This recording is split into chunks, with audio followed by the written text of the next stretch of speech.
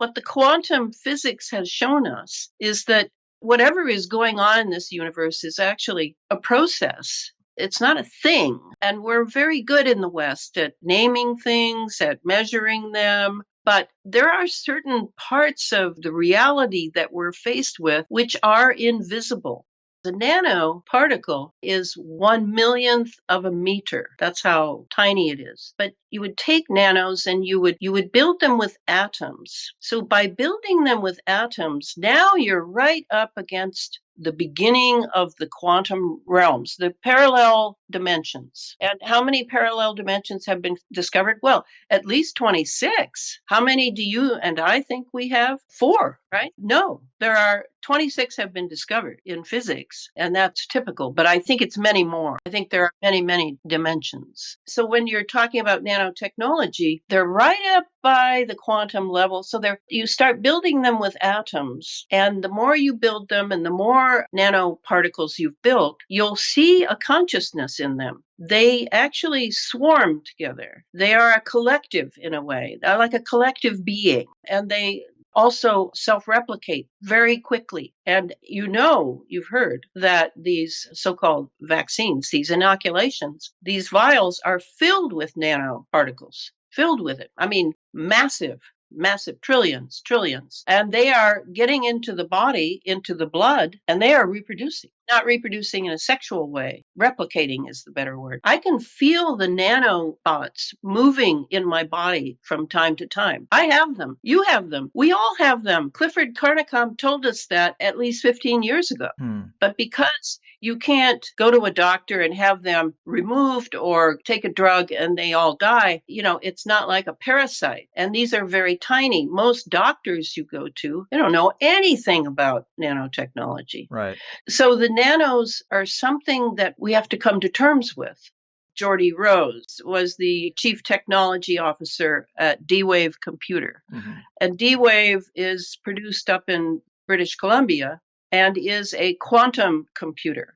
And what that means is it's not only intelligent, but maybe it's even self-reflective. So when Geordie was talking about his adoration of this great discovery that they have there at D-Wave, he was addressing an audience. I don't know who it was, but he said that when he stands beside the D-Wave computer, and it looks remarkably like that monolith that's floating around in the universe from 2001, A Space Odyssey. Geordie then says that when he's standing beside it, the D-Wave, he feels like he's standing at the altar to an alien god. And he wasn't laughing. It was not a joke. And then another time he was talking, he talks about how, he knows that CERN has a D-Wave computer. He knows that, a lot of people, Lockheed Martin has a D-Wave. Google has a D-Wave. All the big boys. Not all the military, almost all the military has the D-Wave, but some have chosen other computers. All right, so Geordie knows that the CERN D-Wave, he must know something about the rituals that go on at CERN. So then Geordie says, the one thing I can tell you is they're not going to be like us. So alien means, different. These things that we're building are not going to be people.